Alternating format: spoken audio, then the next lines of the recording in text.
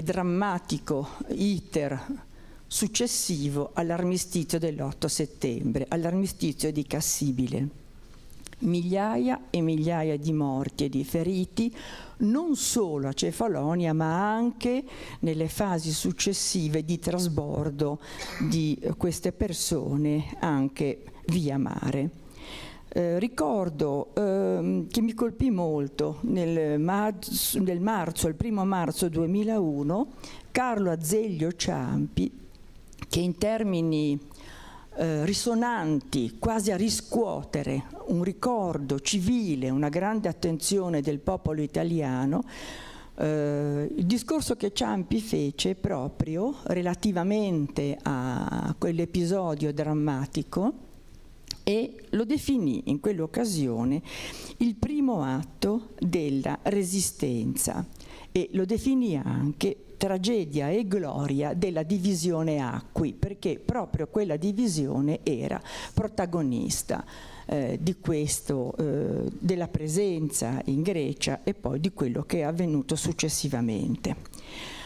Un altro punto brevemente mi piace ricordare, partendo da un'ultima frase che Francesco Di Nicola scrive nel suo articolo comparso sul Secolo,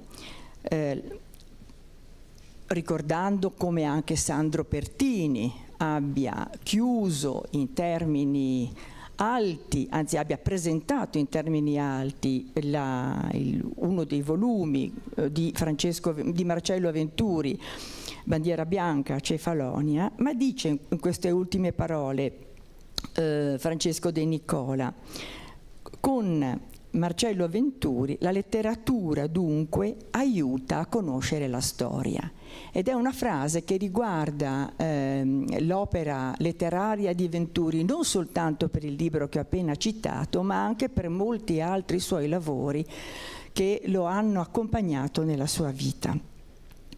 Oggi cominciamo i nostri interventi con il professor Aldo Alessandro Mola. La prego, professore, di accomodarsi. Io le direi qua, perché ha una maggiore visibilità. Prego. Il professor Aldo Alessandro Mola è docente, è stato docente nelle scuole superiori, poi docente di storia contemporanea all'Università di Milano, e dal 1922 è contitolare della cattedra Theodor Verhaegen all'Università Libera di Bruxelles. E dal 1900, ho detto 22? Sì. Vede come la storia mia mi condiziona. 92. E invece dall'82 collabora con l'Ufficio Storico dello Stato Maggiore dell'Esercito, della Difesa, eccetera. Quindi è, da questo punto di vista, uno dei massimi esperti sull'argomento, e senza fare gli errori storici di data, non storici, sono due cose differenti. sì, ci parlerà di Cefalonia, ripercussioni militari della resa senza condizioni del 3-8 settembre 1943. Grazie. Perfetto. Bene, io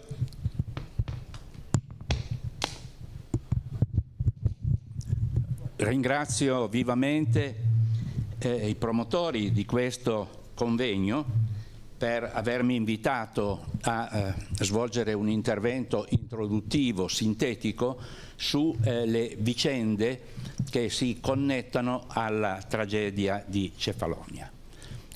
Cioè il mio compito è quello di illustrare in modo molto sommario come si arrivò alla resa senza condizioni del 3-8 di settembre del 1943 e quali possono essere le connessioni tra l'aspetto diplomatico della vicenda e quello propriamente militare. Si tratta di due mondi separati. Da una parte c'è la trattativa tra il governo del re e gli anglo-americani che si muovono, dicono di muoversi per le Nazioni Unite e quindi anche coinvolgendo le tante altre parti in lotta, a cominciare dall'Unione Sovietica, e invece la struttura propriamente militare, quindi si tratta proprio di corpi relativamente separati.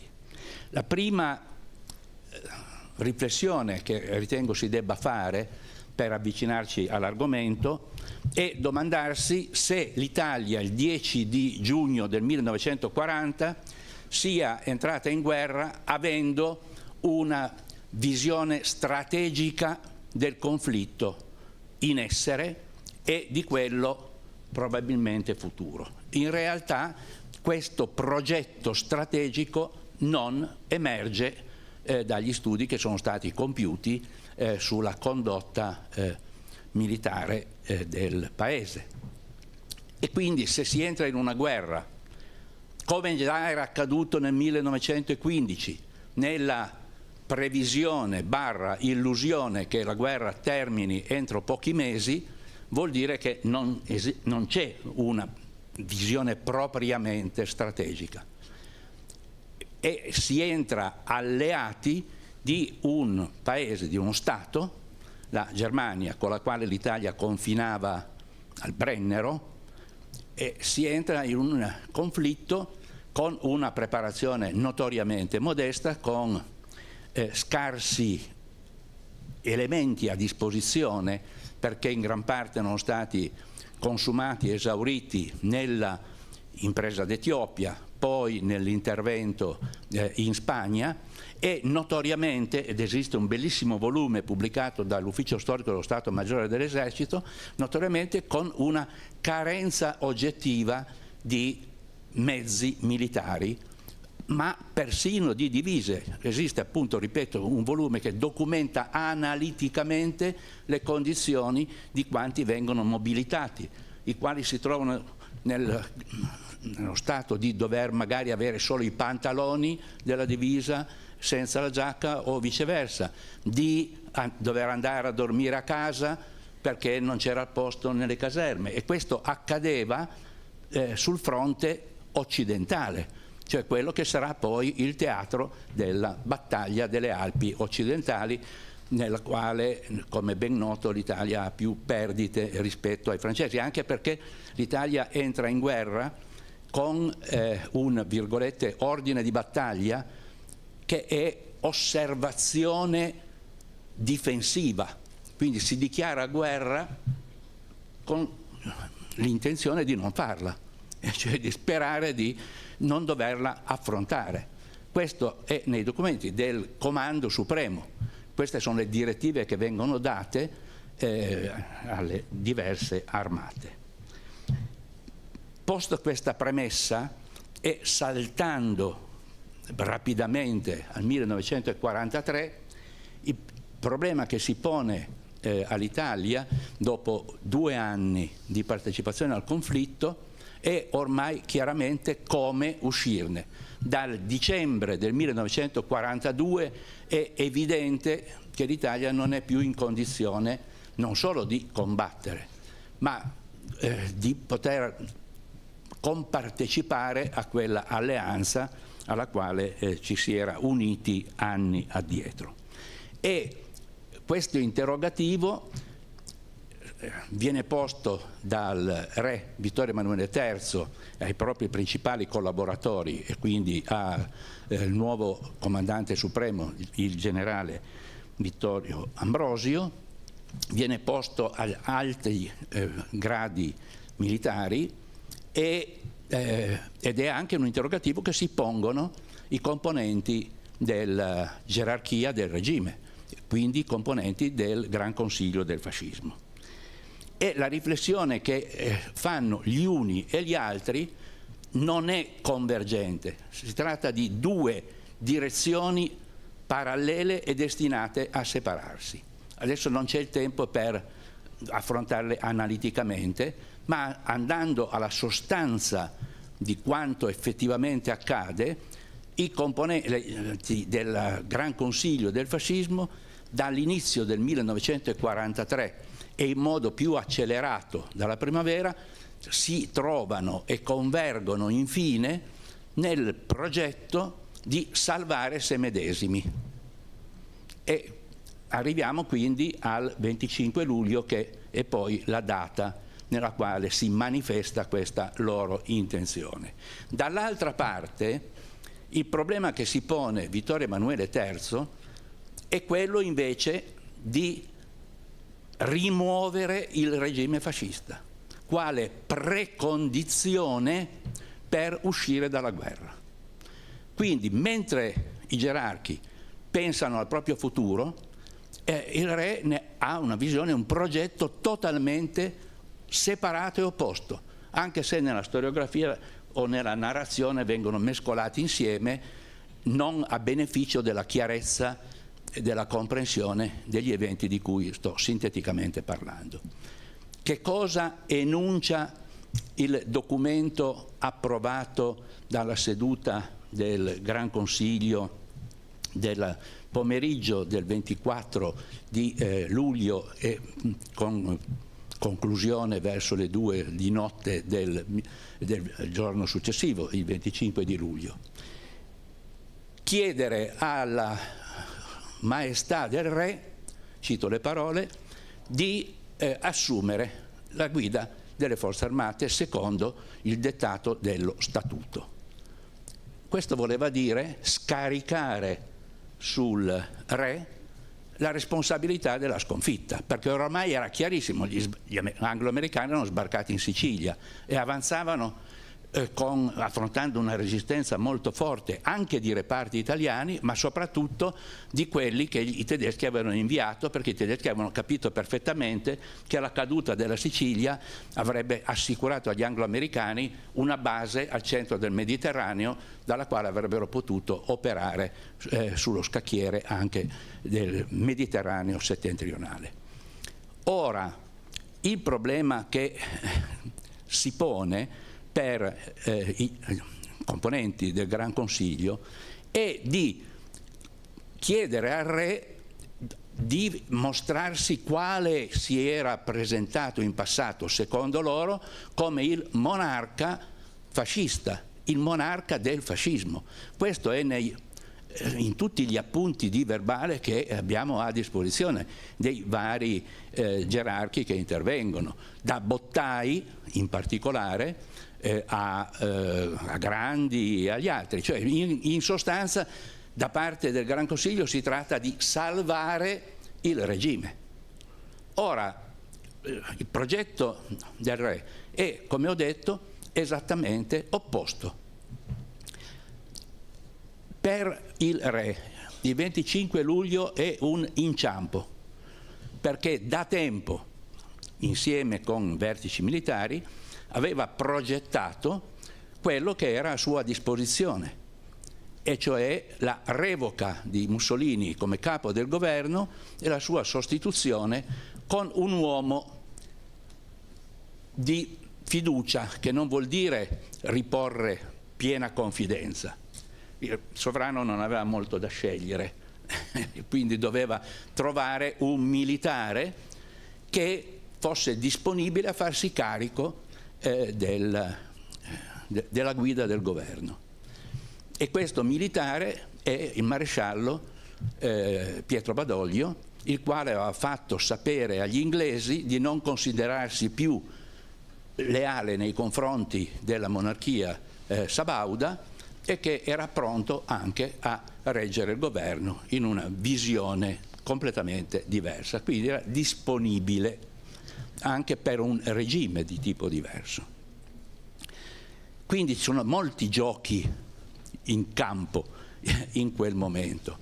Il progetto del re è che si fa fuoco con la legna di cui si dispone, e quindi sa che Badoglio è tra i comandanti militari, tra le figure militari, quello più gradito agli inglesi, e quindi bisogna preparare questa successione, che non è un colpo di Stato immediato, Per comprenderlo bisogna leggere i verbali del Consiglio dei Ministri, che viene convocato da Badoglio il 27 di luglio e che mette a segno una serie di interventi normativi che presuppongono una lunghissima preparazione. Quali sono queste decisioni? Scioglimento del Partito Nazionale Fascista, scioglimento del Gran Consiglio, con buona pace di quei gerarchi che erano convinti di poter succedere a se medesimi, abolizione del Tribunale Speciale per la Difesa dello Stato, eliminazione della milizia volontaria per la sicurezza nazionale, la quale dovrà sostituire i fasci con le stellette militari e verrà quindi militarizzata e sottoposta ai codici penali militari, che sono una cosa diversa rispetto a quelli normali di polizia. Quindi c'è una visione di lungo periodo, c'è stata una preparazione analitica di questo cambio, perché ripeto, non sono cose che si improvvisino, e soprattutto nella visione del re c'è quello di prescindere non solo dal Gran Consiglio, ma di prescindere anche dalla oggettiva assenza di un quadro politico di riferimento. Che cosa significa? 2 punti a capo: che in quel momento i partiti semplicemente in Italia non c'erano. C'erano pochi iscritti militanti del Partito Comunista Italiano, qualche cosa del Partito d'Azione, i socialisti erano pressoché assenti, la Democrazia Cristiana Futura era labile, i liberali in parte erano monarchici, in parte invece assolutamente no. Carandini dice che bisognava liberarsi di quel cencio sporco che è il sovrano, quindi immaginiamo qual era. E quindi i laburisti, che poi sono scomparsi come sappiamo dalla storia, erano lì su posizioni intermedie con 3 o 4 politiche diverse. Il pomeriggio del 25 di luglio del 1943 i rappresentanti delle opposizioni si trovano insieme e fanno questo ragionamento guidato da Alcide De Gasperi. Ormai la guerra è perduta, ma noi non dobbiamo assumerci la corresponsabilità della sconfitta. Il re ha eliminato il regime e questo va a suo vantaggio, ma noi non dobbiamo per l'appunto affiancarlo, sostenere il nuovo governo, perché altrimenti diventeremmo corresponsabili con la corona e quindi i partiti si sfilano, rimangono all'opposizione, rimangono assenti. Quindi il re, come ho detto prima, fa il fuoco con la legna che ha, e questa legna si chiama Pietro Badoglio e i militari che lo fiancheggiano. Intanto Badoglio riesce in un'operazione fondamentale agli occhi non degli italiani, che oggettivamente sono irrilevanti in quel momento, ma agli occhi degli anglo-americani, e cioè con circolari Roatta sull'ordine pubblico impone drasticamente quello che è lo stato di guerra. E questo è fondamentale, perché vuol dire garantire l'ordine pubblico. Un paese nel caos è un paese che non può andare da nessuna parte.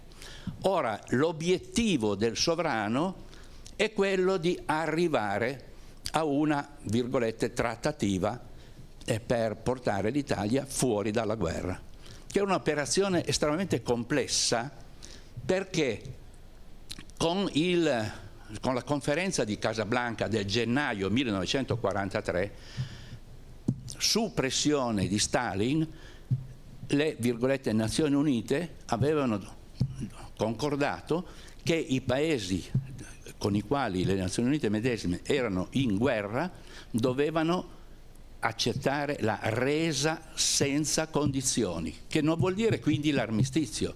In Italia si sognava di arrivare a un armistizio, si pensava di fare una trattativa.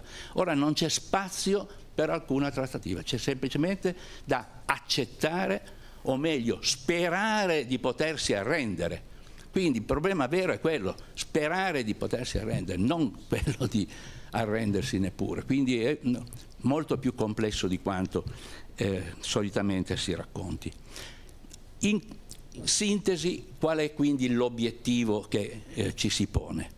È quello di prendere contatto con il comando alleato e dopo molte riflessioni il 12 di agosto parte da Roma in treno per Lisbona il generale Giuseppe Castellano, che è l'uomo di fiducia del sovrano e quello che era al suo fianco nell'incontro delle 5 del pomeriggio del 25 di luglio precedente, quando il re aveva detto a Mussolini: l'Italia è a tocchi e qui lei è l'uomo più odiato che ci sia, ma io le garantisco la tutela. E dopodiché, come è ben noto, Mussolini scrive la lettera a Badoglio in cui dice: io sono a disposizione del governo e sono sempre al servizio di Casa Reale come lo sono stato per 21 anni. È una lettera che Badoglio avrebbe dovuto far pubblicare su tutti i giornali, Corriere della Sera eccetera, perché avrebbe un pochino sminuito quello che sarà poi invece la narrazione che alimenterà un regime diverso nell'Italia centro-settentrionale, perché se il capo di governo revocato era disponibile a collaborare col successore, vuol dire che non ci doveva essere una frattura ma una sostanziale continuità. Castellano dunque prende il treno e arriva a Madrid dopo 3 giorni di viaggio, e gli è andata bene perché a un certo punto il treno stava per essere dirottato in tutt'altra direzione, e a Madrid ha una breve sosta e una disponibilità di qualche ora e va a visitare l'ambasciatore inglese in Spagna con un biglietto di presentazione dell'ambasciatore inglese presso la Santa Sede, che ci dà la misura di quanti fossero interessati a arrivare a questa conclusione del conflitto. E O'Hare, che era l'ambasciatore, lo riceve con grande cordialità e gli assicura che informerà il suo collega a Lisbona del suo successivo arrivo affinché gli anglo-americani siano pronti per riceverlo. E Castellano, che ha tutto il tempo nel viaggio per pensare a che cosa dovrà dire, aveva avuto un incontro col ministro degli esteri Guariglia poche ore prima della partenza, il quale Guariglia lo aveva guardato in modo un po' sconsolato perché non aveva nessuna fiducia in una trattativa, perché il corpo diplomatico ragionava secondo la logica della diplomazia, il militare secondo un'altra. Morale, Castellano era convinto di poter andare a trattare. Quando 3 giorni dopo viene ricevuto dall'ambasciatore a Lisbona, si trova dinanzi anche il rappresentante del comando alleato, e cioè il generale Smith, al quale lui vuole presentare i ragionamenti e le riflessioni dell'Italia, e semplicemente gli viene messo davanti il cosiddetto armistizio corto, cioè le condizioni della resa. Lui cerca di dire: ma l'Italia si schiererà, farà tutta la propria parte, cioè, in realtà gli viene risposto che l'Italia non ha da fare nient'altro se non arrendersi, chiuso, e che vuol dire, bisogna rileggerlo quel documento, vuol dire smobilitazione, consegna della flotta, consegna degli aerei, intralciare i tedeschi in tutti i modi possibili e comunque essere a disposizione degli anglo-americani. Questa è la sintesi dell'incontro. Molto deludente per Castellano, classe 1893, brillantissimo generale, era diventato generale un anno prima per proprie alte qualità, veramente un uomo capace, poi finirà come direttore di alberghi, questa è una delle cose divertenti, morirà a Porretta, non finisce un generale a 10 stelle, ma con un itinerario diverso. Comunque un uomo di grande capacità, non conosceva una parola di inglese, e si fa accompagnare da un interprete ufficiale, Franco Montanari, che vediamo caso era il nipote di Badoglio, quindi diciamo che c'era una certa agevolazione nello svolgimento di questa missione.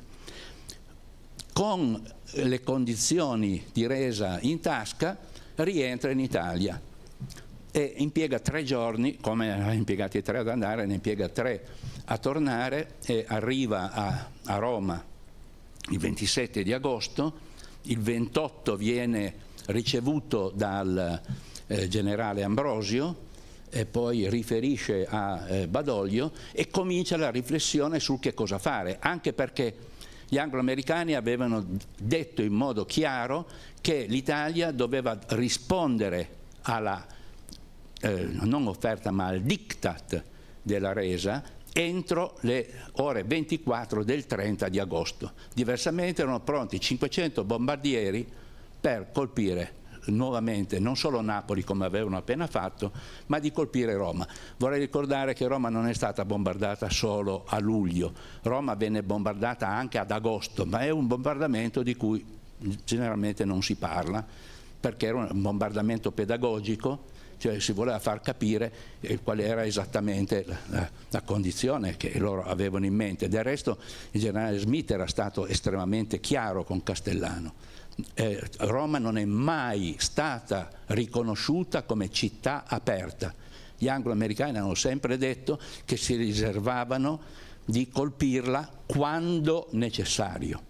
Che fosse città aperta è una pia leggenda narrativa, ma non risponde a nessunissimo documento, basta prendere i documenti diplomatici italiani e una letteratura scientifica a questo riguardo e si vede come sono effettivamente le cose. Allora, Roma ha poche ore per poter decidere e chi comprende che in realtà lo strumento della resa è vantaggioso per l'Italia è Vittorio Emanuele III. Perché?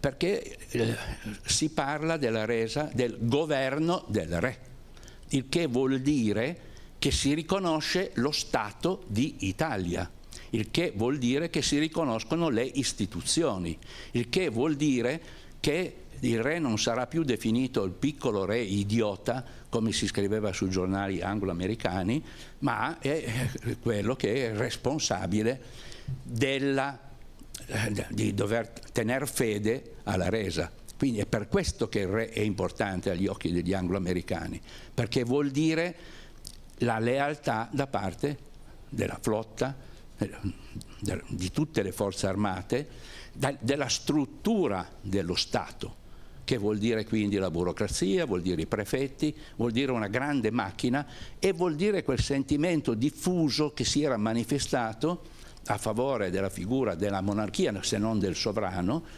al rovesciamento del regime fascista. La posizione quindi del sovrano è di accettare la resa. Ora a Castellano era stato dato una ricetrasmittente, un codice, una parola chiave per entrare poi in collegamento, per poter dichiarare che effettivamente l'Italia aveva accettato la resa.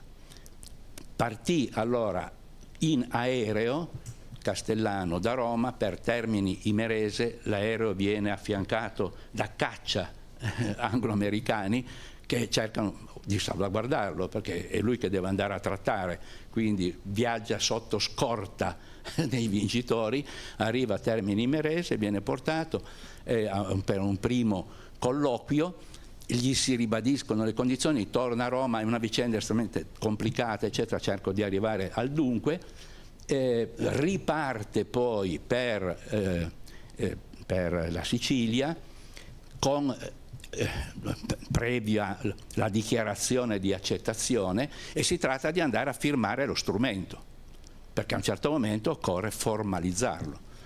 E allora il 3 settembre Castellano ritorna a Termini Imerese, da lì viene condotto vicino a Cassibile, una piccola fattoria, dove avverrà la firma vera e propria del cosiddetto armistizio corto. Nel frattempo, siccome da Roma non si avevano notizie di Castellano, si era inviato un altro generale, Zanussi, a Lisbona per trattare, per vedere come stessero le cose, eccetera, eccetera. E a questo generale Zanussi era stato affidato anche il cosiddetto armistizio lungo, e cioè mentre l'armistizio breve dice che gli anglo-americani si riservano di istituire governi militari in Italia ovunque sia necessario, nell'armistizio lungo si elenca una quantità di altre condizioni che sono abbastanza sorprendenti. Ne cito solo due. Uno, che il governo italiano era tenuto a consegnare agli anglo-americani tutti i gerarchi, tutti i rappresentanti del regime, a cominciare naturalmente da Mussolini.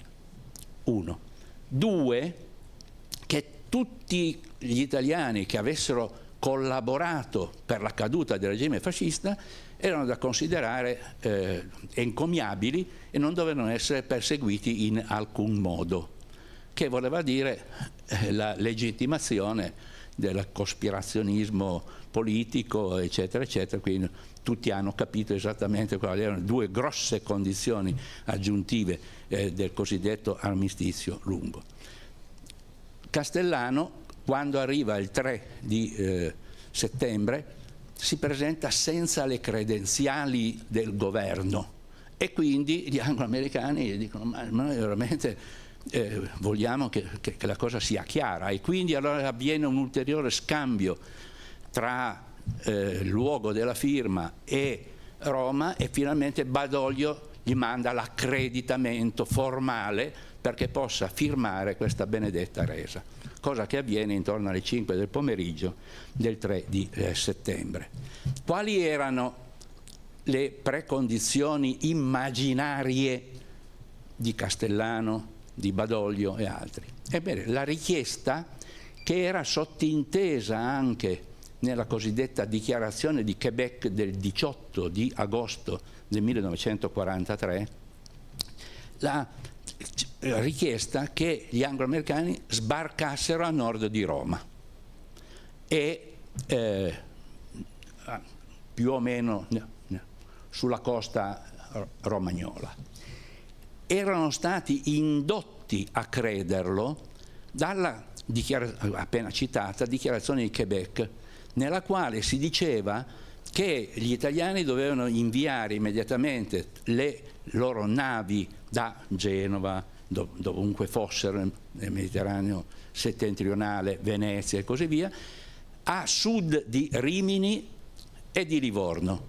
E quindi era legittimo pensare che se ci chiedono di mandare a sud di Rimini e Livorno, vuol dire che sbarcano a nord di Livorno. Ed infatti Castellano insiste perché avvenga uno sbarco di 15 divisioni anglo-americane in Italia. La risposta è che se avessero avuto a disposizione 15 divisioni non avrebbero neanche chiesto che l'Italia si arrendesse, l'avrebbero semplicemente occupata. In realtà, dalla primavera, anzi dalla fine dell'inverno del 1943, l'obiettivo degli anglo-americani non era più l'Italia, avevano chiara che l'avrebbero conquistata partendo dalla Sicilia. L'obiettivo era la preparazione del futuro sbarco in Normandia. Questo vuol dire ragionare in termini strategici. Per Eisenhower il problema grosso era organizzare l'attacco all'Europa, di andare a tutelare l'Inghilterra e di cercare di precorrere quella che sarebbe poi stata altrimenti l'avanzata da parte della Russia. Quindi guardando a uno scenario di carattere profondamente diverso rispetto a quello italocentrico sul quale ragionava invece Roma. Quindi è chiaro che gli italiani vanno incontro a una profonda delusione. 3 di settembre. Finita la cerimonia della firma, succede di tutto, cioè anzitutto comincia il vero colloquio tra Castellano e gli ufficiali anglo-americani, a cominciare dal generale Alexander, anzi poi maresciallo, il quale spiega a Castellano che sicuramente i contadini italiani, non parla quindi di operai, dell'industria eccetera, sarebbero insorti contro i tedeschi se animati da giovani patrioti e così via. Cioè c'è una illustrazione molto retorica di quello che gli italiani dovrebbero fare, sabotare le linee ferroviarie, provvedere insomma anzitutto a liberare i prigionieri inglesi che hanno a disposizione, eccetera, eccetera, tutta una serie di articoli molto complessi, oggetto di discussione che inizia nel pomeriggio del 3 e finisce alle 7 del mattino del 4. Va bene che c'era l'interprete, però vuol dire che comunque gli argomenti da affrontare erano stati veramente parecchi. E si perde un po' di vista il problema sostanziale, che era la richiesta da parte di Castellano e di Badoglio che la enunciazione o pubblicazione del resa seguisse almeno 15 giorni dopo la firma. E cioè se noi firmiamo il 3 bisogna aggiungere 15 giorni per darci il tempo di risolvere il problema dei problemi. E cioè che cosa facciamo con i tedeschi che abbiamo in casa? Cosa gli raccontiamo? Come è ben noto, la mattina dell'8 settembre arriva a Roma il nuovo ambasciatore della Germania, von Rahn, e gli viene garantito che l'Italia rimarrà sempre a fianco della Germania. E del resto mai non si poteva fare diversamente. Anche qui doppiezza degli italiani? No. Il problema è che quando ci si trova su una fornace ardente bisogna cercare di bruciarsi il meno possibile. E la situazione dell'Italia in quel momento è veramente profondamente drammatica. E cioè ormai c'era una presenza di germanici in Italia enorme e riguardava soprattutto le aree più industrializzate, ma anche ormai il sud. Alexander aveva chiesto al governo italiano di fare tutto il possibile per tenere i tedeschi a nord di Roma. Loro avevano anche avanzato l'ipotesi di fare una, che è rimasta poi nella leggenda, un'operazione di aviosbarco, poi di fatto si ridussero a proporre 2000 uomini a disposizione e qualche chiatta per portare qualche pezzo di artiglieria, di mitragliatrici, ma questo non cambiava lo scenario complessivo del conflitto. Ed è per questo che Badoglio, che è un vecchio militare e che di strategia si intendeva, non prende sul serio le profferte di aiuto che vengono avanzate dagli anglo-americani, perché sa benissimo che occorrerebbe ben altro per affrontare il problema dei problemi, che si pone la sera dell'8 di settembre, quando, contro tutte le attese degli italiani, Castellano aveva comunicato a Roma che probabilmente ci sarebbe stata la ufficializzazione della resa il 12 di settembre, ma lui sperava che fosse il 15, insomma erano tutte ipotesi e gli anglo-americani si erano sempre rifiutati categoricamente di dire quando l'avrebbero comunicata, tardo pomeriggio dell'8, come avevano detto a Castellano, avrebbero enunciato la resa dell'Italia con un quarto d'ora di successione rispetto a quella che l'Italia doveva fare per conto proprio. E per cautelarsi avevano anche previsto che l'accettazione, o meglio la profferta della richiesta di resa, venisse incisa su disco e venisse messa a disposizione degli anglo-americani, perché prevedevano che ci fosse la cattura del re, di Badoglio e del governo, e quindi la resa doveva valere a prescindere dai vertici dell'Italia. E questo è un punto sul quale credo occorra insistere bene per comprendere i drammi dei vari fronti. Cioè, per gli anglo-americani l'Italia doveva scomparire, e se poi fosse scomparsa, era uno degli obiettivi ormai della guerra. Non poteva più essere una aspirante grande potenza, e quindi già aveva perduto completamente il suo impero coloniale. Il problema da parte di Vittorio Emanuele III e anche un pochetto di Badoglio è quello di salvare l'integrità dello Stato, e per salvare l'integrità dello Stato occorre il placet degli anglo-americani, ed è quello che avviene per l'appunto l'8 di settembre, quando nel volgere di pochissime ore si sceglie la via del trasferimento del governo, che lascia Roma la mattina del 9.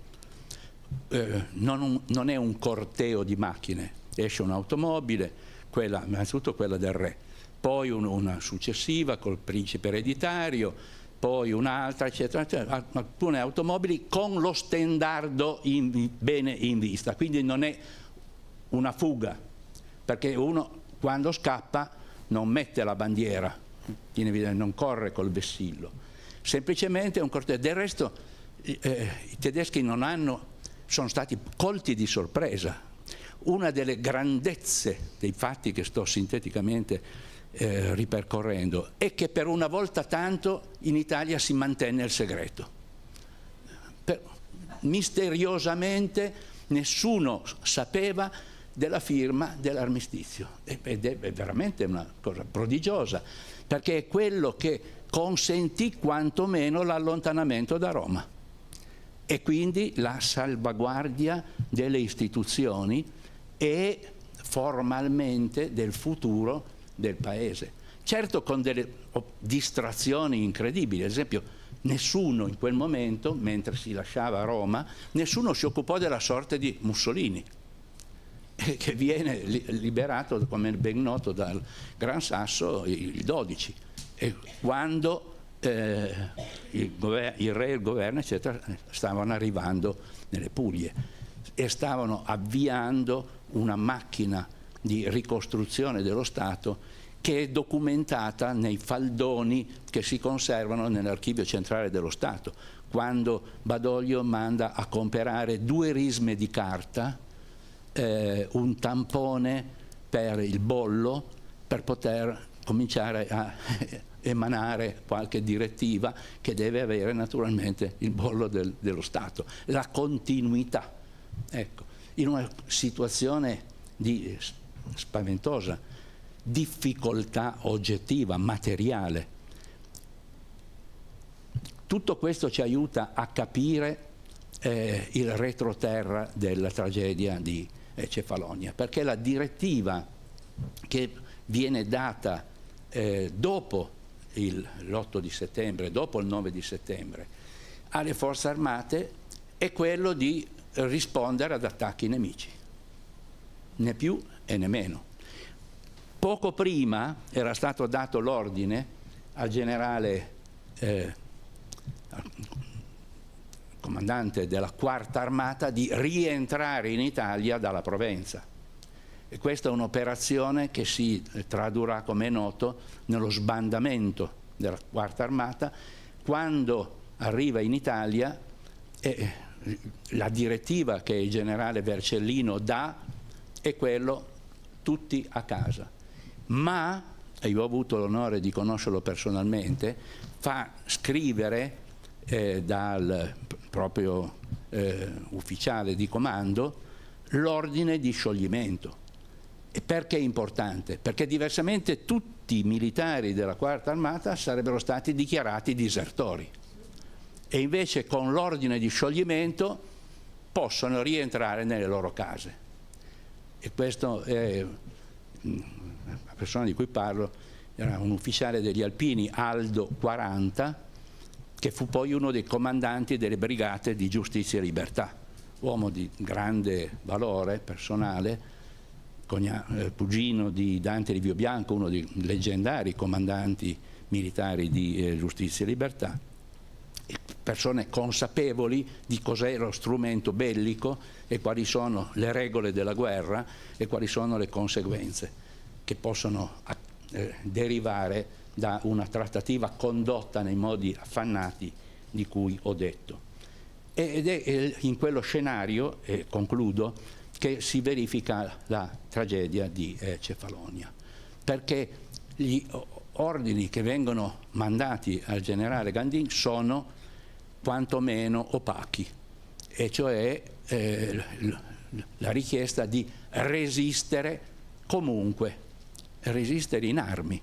E resistere in armi voleva dire affrontare non il nemico che non c'è più, perché ormai gli anglo-americani non sono più un nemico, ma lo stanno diventando i tedeschi, i quali hanno sul terreno una netta superiorità militare nell'aviazione, nelle artiglierie e nella organizzazione e soprattutto nella volontà di combattere, perché per gli italiani la resa senza condizione venne tradotta in armistizio, che è una parola completamente diversa, e venne soprattutto intesa come pace, come fine della guerra, mentre in realtà ne cominciava un'altra complicatissima pagina. La conclusione è semplicemente questa, che poi gli altri relatori parleranno in modo appropriato della vicenda che è centrale, e cioè appunto la vicenda di Cefalonia e soprattutto dell'autore dell'opera nel cui centenario siamo qui raccolti a rievocare. Ma quello che è importante è che l'Italia doveva cercare di continuare ad avere una sua politica estera indipendente. L'ultimo atto di questa politica estera indipendente è del marzo del 1944, quando il governo Badoglio ottiene lo scambio di riconoscimento con l'Unione Sovietica. L'URSS di Stalin riconosce il governo Badoglio, e questo è un colpo da maestro di Vittorio Emanuele III, perché voleva dire mettersi in una posizione diversa rispetto a quella della resa di Cassibile e dello strumento dell'armistizio lungo firmato a Malta il 29 di settembre del 1943. Cioè l'Italia riconosceva quello Stato, quel regime che era in concorrenza con gli anglo-americani. A quel punto gli anglo-americani fecero quello che avevano in animo da tempo di fare: imporre immediatamente a Vittorio Emanuele III di rinunciare ai poteri, perché capiscono che altrimenti questo è in grado di cambiare lo scenario che era stato codificato dalla resa. Anche perché l'Unione Sovietica, quando riconosce il governo Badoglio, dice: ecco, in cambio del riconoscimento ci dareste mica anche un piccolo lembo della costa adriatica per mettere un solo aeroporto a disposizione, e manderemo un numero modesto di nostri militari. È una condizione questa che avrebbe scatenato una rappresaglia nei confronti degli italiani da parte degli anglo-americani, perché l'idea di trovarsi i sovietici sulla costa italiana avrebbe cambiato tutta la scena d'Europa, e non era certamente negli intendimenti dei virgolette vincitori. L'Italia si trovò quindi nella sostanza in una situazione terribile, ma salvaguardò l'integrità del territorio nazionale, a parte alcuni lembi del confine occidentale voluti da De Gaulle, e soprattutto, dolorosissimo, il confine orientale, che modificò comunque quello che era uno dei grandi progetti di Londra, cioè la suddivisione dell'Italia in 4 aree di non solo influenza ma di occupazione. L'Italia centro-settentrionale, nord-occidentale, correggo, quindi la Liguria, il Piemonte, mezza Lombardia alla Francia, il resto alla Jugoslavia, la costa delle Marche e delle Puglie alla Grecia, Calabria e l'Italia meridionale all'Inghilterra, le grandi isole, e Roma con la reggenza del Papa. Ecco, questo era il piano che era stato impostato. Nell'insieme il risultato che si è ottenuto è stato di risparmiare all'Italia la sorte della Germania, che venne divisa in zone di occupazione, compresa Berlino, e tale è rimasta fino al 1990. Quindi diciamo che nell'insieme ci è andata male, ma poteva andare anche peggio.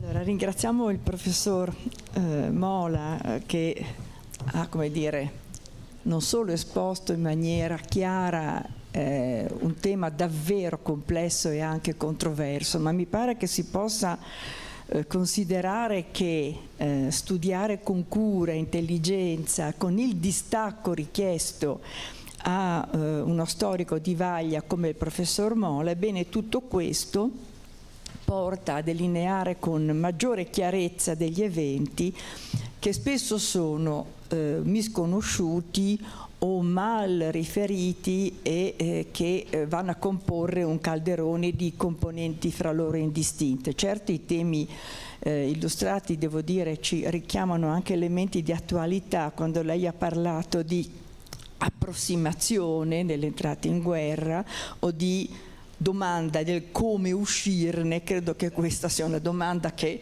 in questo momento in molte parti del mondo alcuni responsabili si pongano.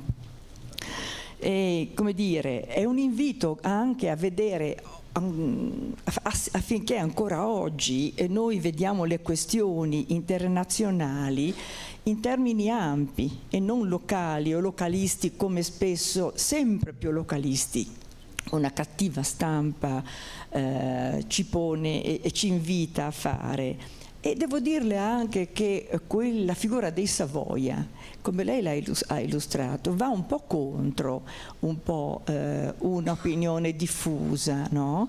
I Savoia vengono spesso riferiti come coloro che scapparono, quindi si parlò sempre di fuga dei Savoia, quindi questo anche è un tema assolutamente su cui ritornare. Quando lei parla di Vittorio Emanuele III che fa un colpo da maestro, devo dire che Vittorio Emanuele III in grado di fare colpi da maestro io non l'avrei tanto immaginato, ma io non sono una storica di questo settore, e la ringrazio perché questo è un altro elemento oggetto di discussione. Grazie ancora. Invito adesso il professor Francesco De Nicola, Francesco De Nicola è stato un docente di letteratura italiana ed è il presidente, si può dire ad honorem, della sezione emerito, come oggi si dice, della sezione ligure della Società Dante Alighieri. Egli ci parlerà di Venturi e il neorealismo, i racconti da terza pagina e il libro d'esordio, quindi entriamo proprio a parlare direttamente dell'autore, oggi protagonista. Grazie. Bene, allora l'esordio di Marcello Venturi avviene con questo racconto: una notte che non avrò sonno, ne farò una nuova. Vedete che è pubblicato sul Politecnico, siamo il 5 di gennaio del 46. Non è una pubblicazione, diciamo, da prendere sotto gamba, perché vedete che a fianco c'è un capitolo scritto da un certo Hemingway, di quella che noi intitoliamo Per chi suona la campana, ma allora si usava il plurale, per chi suonano le campane. Questo è un racconto autobiografico ambientato in un paese della Toscana molto povero, abitato da contadini, un racconto in prima persona. Venturi era un ventenne allora e viveva in questo paesino di Porcari, che è in provincia di Lucca, dove pur essendo un maestro faceva così, lavorava in una bottega a fare il garzone. Infatti più di una volta dice: sì, io ho un diploma di maestro, ebbene sono qui che faccio il garzone. È una situazione molto cupa, molto triste, però a un certo punto, in questa situazione raccontata con parole proprio del linguaggio popolare, a un certo punto c'è anche un figlio di puttana, no? Che normalmente, insomma, nella tradizione letteraria non era ancora entrato, adesso insomma sarebbe entrato, ci si meraviglierebbe che non ci fosse, nelle canzoni soprattutto, e Venturi a un certo punto scrive cambierà. E questo cambierà che cosa rappresenta? Rappresenta quello che era il punto di partenza del neorealismo, cioè dell'attesa che dopo i giorni duri della guerra qualcosa sarebbe migliorato grazie all'impegno di tutti. Nel primo numero del Politecnico Vittorini aveva parlato, 29 settembre del 1945, di una letteratura che doveva non consolare per le sofferenze, ma evitare le sofferenze. E questo sarebbe stato possibile grazie all'impegno di tutti. L'impegno di tutti per far rinascere il nostro paese. E una delle parole emblematiche di questo era primavera, che pronunciano i ragazzi del film Roma città aperta, nel tornare dopo la fucilazione del parroco. E naturalmente primavera ci rimanda alla poesia di Montale, Primavera hitleriana. Ecco, dunque, con questo racconto triste, ma che ha un'apertura al futuro, Venturi subito si colloca in pieno in quello che è il senso del neorealismo.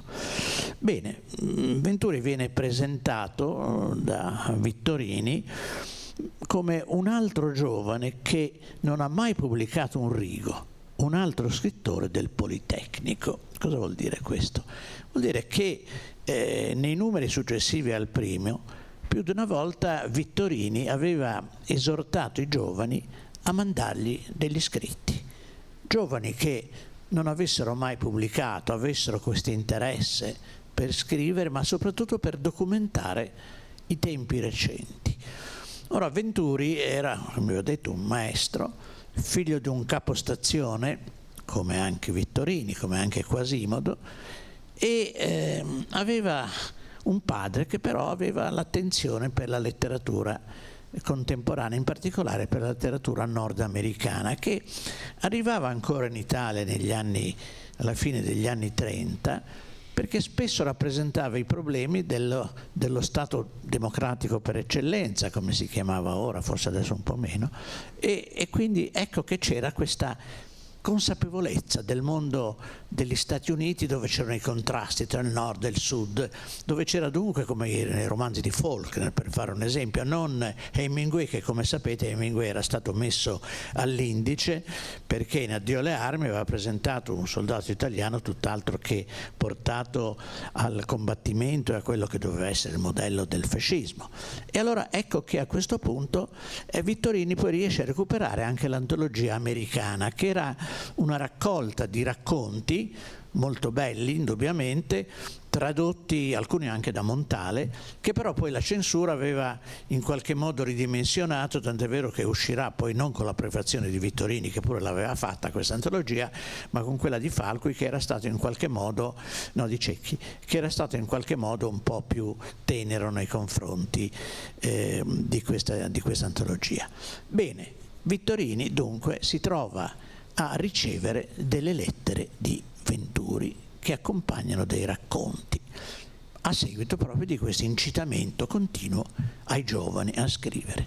E in una lettera del 23 novembre del 1945 Vittorini scrive: quel che mi dici mi piace, anche quel che di te posso immaginare attraverso le tue parole.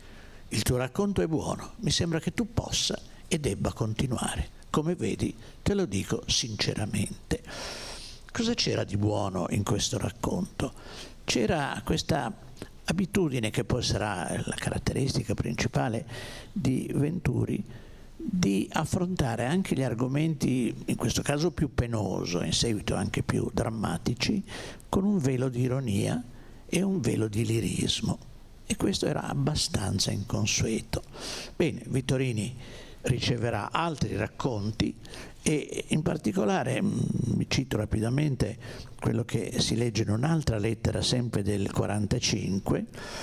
La tua lettera così sincera e ingenua mi ha commosso e te ne ringrazio. Vedete questi due aggettivi, sincera e ingenua, li possiamo adoperare per tutto quello che Venturi ha scritto.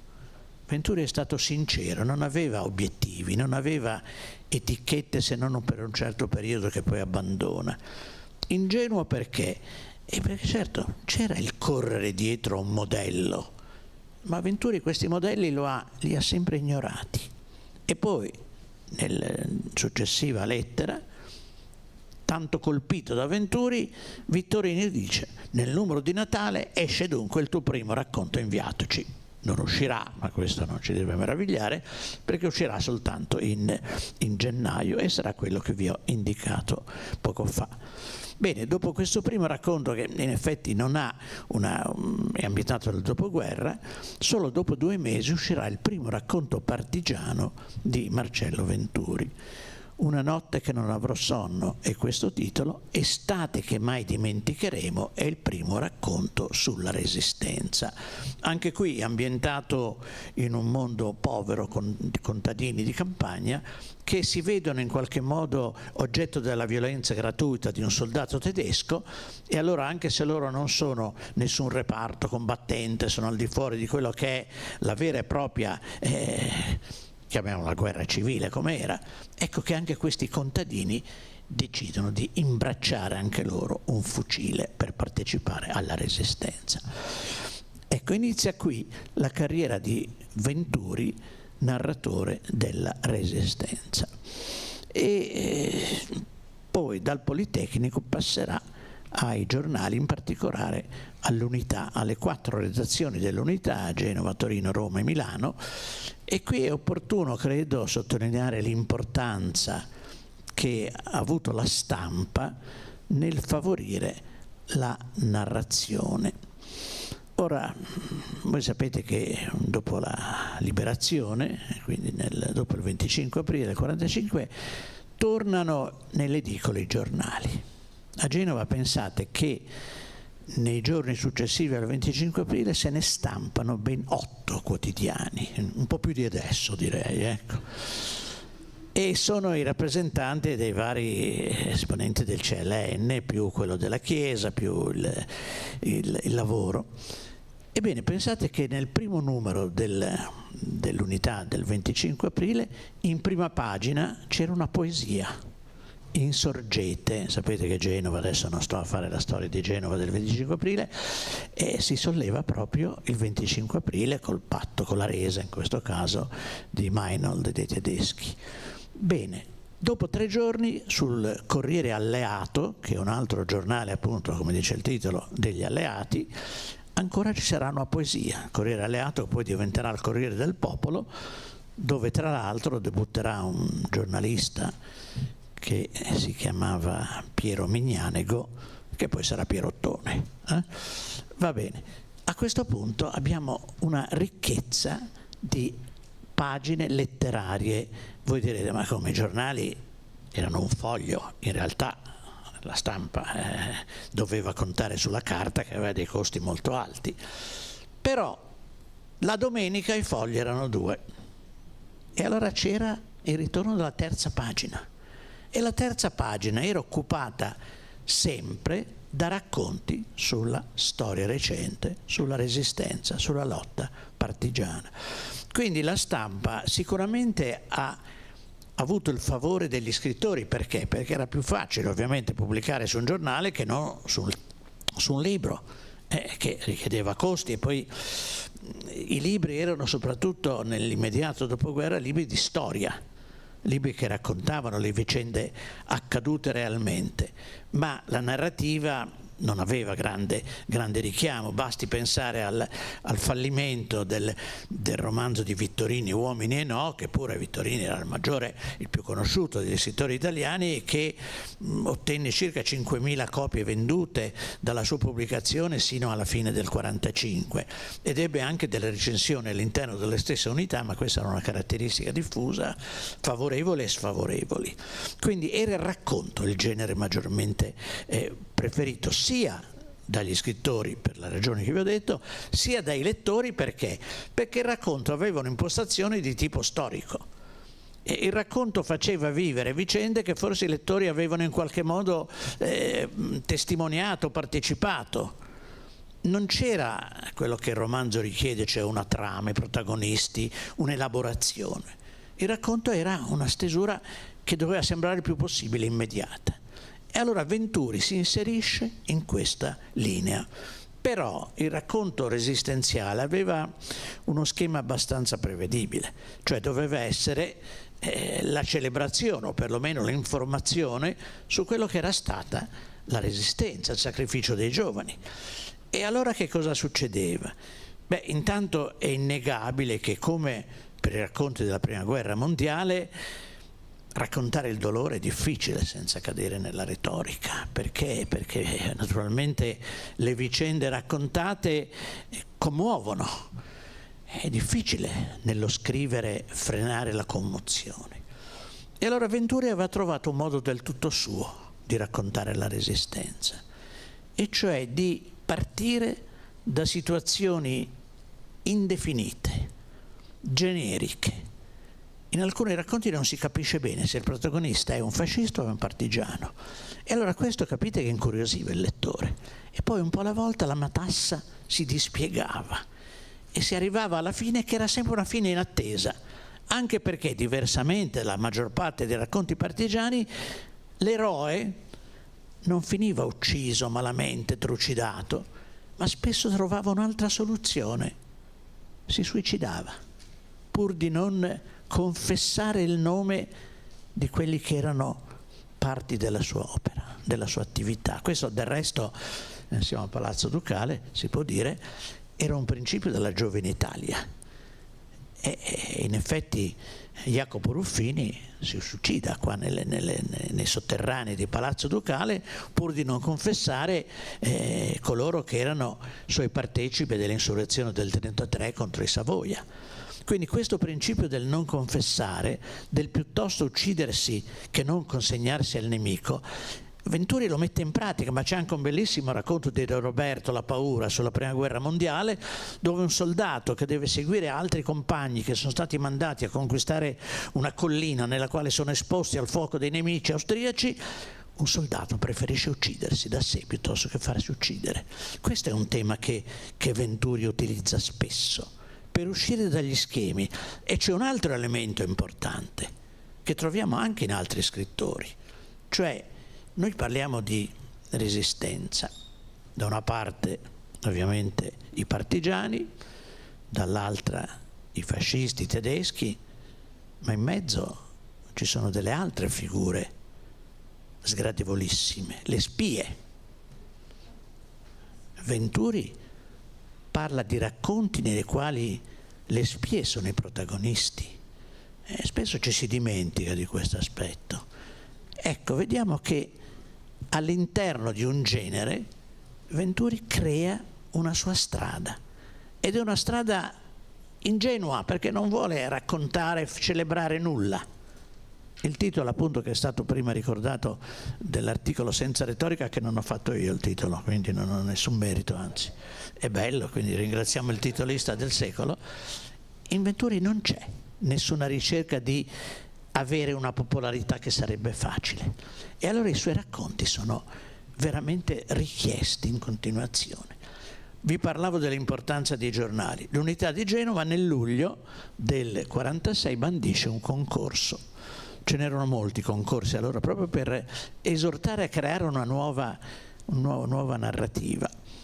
È un concorso con una commissione presieduta, pensate, da una donna, da Willy Diaz, che era una giornalista, il nome ve lo fa capire, triestina, che era venuta a Genova all'inizio del Novecento per collaborare al Caffaro. Genova aveva, questa è una parentesi che vorrei aprire, aveva più giornali nei quali sempre scrivevano delle donne. Forse la più nota è Flavia Steno, che era una giornalista famosa, era anche molto legata ai Perrone che l'avevano mandata in Germania per cercare di opporsi al germanesimo che era molto diffuso al tempo della Prima Guerra Mondiale. Flavia Steno, Willy Diaz, Camilla Bisi, ogni quotidiano aveva la sua giornalista scrittrice, e Willy Diaz, vi dicevo, sarà la presidente di questa giuria, nella quale però peraltro devo dire che quando si formerà una rosa di 12 finalisti ci sarà solo una donna, il nome adesso non lo ricordo, ma non ci sarà ad esempio Leana Millu, che pure aveva partecipato. Bene, chi vince questo concorso? Lo vincono a pari merito due giovani che nel Politecnico avevano in qualche modo debuttato. Uno era, lo capirete se no non ve ne parlerei, Marcello Venturi, e l'altro era Italo Calvino. Italo Calvino, che aveva pubblicato, anche questo l'ho trovato nell'elenco di Politecnico, Andato al comando, e anche qui è interessante vedere come viene presentato Calvino, no?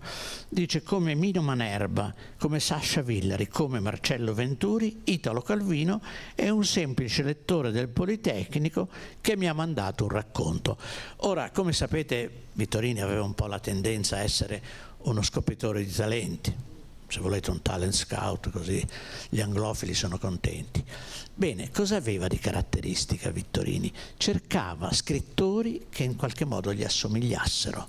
Sapete che il massimo di questa sua attività si realizzerà con la collana dei gettoni, ma siamo negli anni 50 e poi scoprirà Fenoglio, scoprirà Rigoni Stern, eccetera, eccetera. E quindi c'è questo gusto di appropriarsi dei giovani che collaborano, e per un'altra occasione di Calvino dice che non ha mai pubblicato nulla.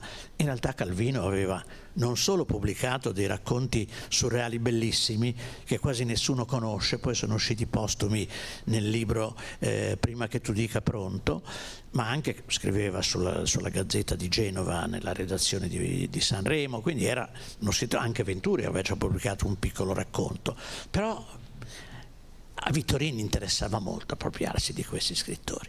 Bene, vincono ex aequo il premio dell'Unità, e a un certo punto Calvino scrive un articolo subito dopo la premiazione alla quale peraltro Venturi, per una ragione o per l'altra, non era stato presente, non era stato invitato, aveva perso il treno, non c'era lo sciopero allora, tant'è, non era stato presente, e dunque cosa succede ai premi quando vinci e non sei presenti? Aveva perso la moneta che gli spettava. Vabbè, non sappiamo nulla. E allora Calvino scrive un bell'articolo: ci siamo fatti conoscere con racconti d'ambiente partigiano e abbiamo continuato, eccetera, eccetera. E poi c'è una vera descrizione di Venturi. Venturi è il vero scrittore partigiano, eroico e corale insieme, emotivo e pure scarno, senza pudore della propria commossa tragicità, talora truculento, ma sempre schivo da compiacimenti morbosi. È il narratore che nasce dalla lotta di resistenza e che racconta spesso con popolaresca ingenuità le emozioni collettive, incarnate da un eroe impersonale e unico. Mi pare una bella descrizione. Poi scrive a Venturi una lettera e gli dice: siamo due narratori fratelli siamesi, noi due nati quasi insieme sul Politecnico, poi cresciuti insieme sulle terze pagine delle varie unità, adesso premiati insieme. Poi scrive ancora un po' più avanti, siamo sempre nel 46, 47, quindi siamo dopo la premiazione. Tutti i racconti partigiani hanno la stessa tecnica. Ora, nei nostri buoni proponimenti per il 47 ci deve essere questo: di liberarci da quello che ormai non è più che uno schema per noi. Cosa vuol dire in pratica questo? Abbandoniamo i racconti. E Calvino nel 1947 pubblicherà Il sentiero dei nidi di ragno, che certamente recupera la figura di Pin, che era già stata presente in un racconto, però c'è la struttura di un romanzo, sia pure fiabesco, eccetera, eccetera. E Venturi cosa fa? Smette anche lui in un articolo, spiega per cosa scriviamo. Si scrive in un primo tempo perché non se ne può fare a meno, senza neanche rendercene bene conto. L'importante è di capire che il lavoro dello scrittore non deve servire soltanto al piacere di un gruppo più o meno colto di persone, ma che è effettivamente un lavoro, cioè un mezzo di costruzione, uno degli strumenti più necessari per giungere là dove l'umanità deve giungere, non un mezzo per ricreare o distogliere dalla noia la classe che ha avuto il privilegio di ottenere l'educazione, ma un mezzo per rendere cosciente della sua miseria, forza e grandezza l'uomo. Quindi la letteratura è un impegno civile, quindi non politico, un impegno civile.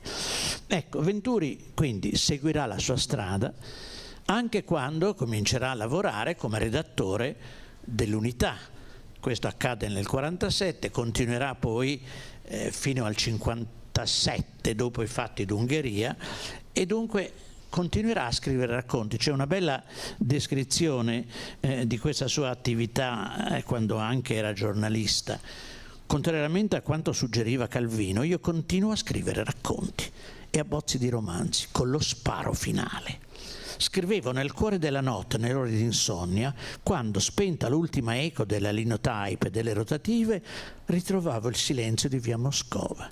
Al mattino, al riapparire dell'alba, tra le stecche delle persiane, avevo il mio cadavere belle stecchino sulla pagina, un cadavere da aggiungere ai tanti soldati nemici o ai tanti partigiani morti ammazzati dalla mia penna. Ecco, vedete, in questo credo che si noti proprio la passione di Venturi per la narrativa. Bene, e cosa succede poi? Succede che Venturi continua a scrivere racconti, adesso sul dopoguerra, dove un'importanza fondamentale ce l'ha il treno. Figlio di un ferroviere, ve l'ho già detto, ma il ritorno del treno significava appunto quella primavera auspicata, quando nella zona dove vive, a Seravezza che Vittorini, che era un po' un contastorie nel presentare i personaggi, dice Venturi entra in Seravezza vicino a Lucca. No, è in provincia di Lucca, ma è ai piedi delle Alpi Apuane, quindi Lucca non c'entra proprio niente. Vabbè. E dunque ecco la ferrovia che è un personaggio importante. Infatti Il treno degli Appennini sarà un suo libro, però prima c'è qualche altra cosa. Bene, anche Venturi capisce che lo scrittore, per avere successo, deve scrivere un romanzo, tramontata ormai l'epoca dell'approvazione del racconto, e ne scrive due. Uno gli viene bocciato da Pavese, lo manda da Einaudi perché sia pubblicato, Pavese glielo boccia senza nessun problema, si intitola La nostra vita, e poi ne manda uno, di nuovo perché sia pubblicato a Einaudi, a Calvino, si intitola Caccia al capitano. E sentiamo Calvino come lo giudica. Calvino, ricordate, due fratelli siamesi, che bello, eccetera. Il romanzo non mi va, quindi non farti prendere dalla fregola di pubblicare. Quando hai pubblicato, che te ne è venuto? Ti riduce a essere un povero disgraziato come me, che o deve ricominciare da capo o deve piantare di scrivere. Aspetta 10-15 anni a pubblicare, ma intanto fai delle letture ordinate, studia un po' bene, capisci un po' che è quello che vuoi fare. Va bene, cosa succede poi? Allora, Venturi si rende conto che il romanzo non è il suo genere, però vuol pubblicare il suo primo libro. E allora trova una soluzione: scrivere 2 racconti lunghi. 2 racconti lunghi che sono anche un po' diversi da quello che ha scritto finora, perché il primo racconto, che si intitola Ritorno, La strada del ritorno, la scrive nel 50, e quindi siamo già quando il neorealismo comincia ad accusare qualche colpo. La strada del ritorno è la storia di un soldato italiano che ha combattuto nel Nord Africa contro gli inglesi, sconfitta, e cerca questo soldato di tornare in Italia. Cerca di imbarcarsi a Biserta, però poi alla fine viene catturato dagli inglesi e viene mandato in India. Però qui c'è qualcosa di interessante, perché scrive: ma io, i miei nemici pensavo che fossero gli inglesi. Invece un giorno sono mandato in missione dal nostro colonnello e mi sono accorto che i nostri nemici sono i nostri superiori. Questo colonnello era un personaggio intransigente, cinico. Fa venire in mente il generale di Lussu, Un anno sull'altipiano, il generale Leone, intransigente con i suoi soldati. Non sei mai stato ferito? Allora vuol dire che non ami la guerra, ha scritto il generale Leone. È lo stesso qui, questo colonnello che fa capire al protagonista di questo romanzo che molte delle colpe subite dai soldati italiani dipendevano dalle alte gerarchie militari.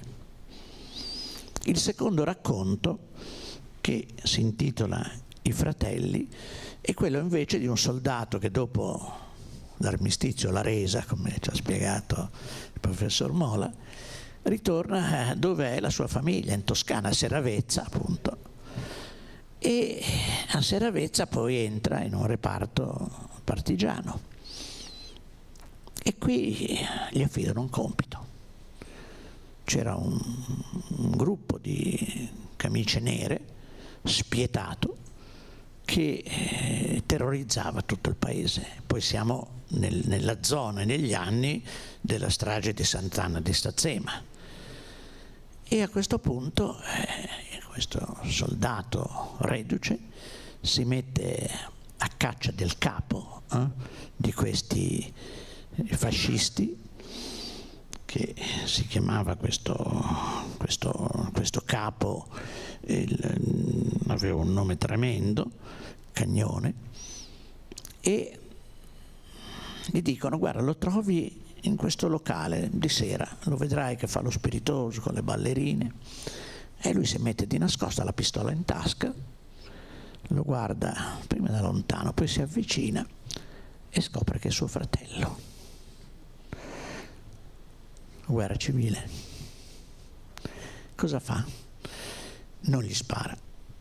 Non gli spara, ovviamente si sente in crisi, e poi però succede che questo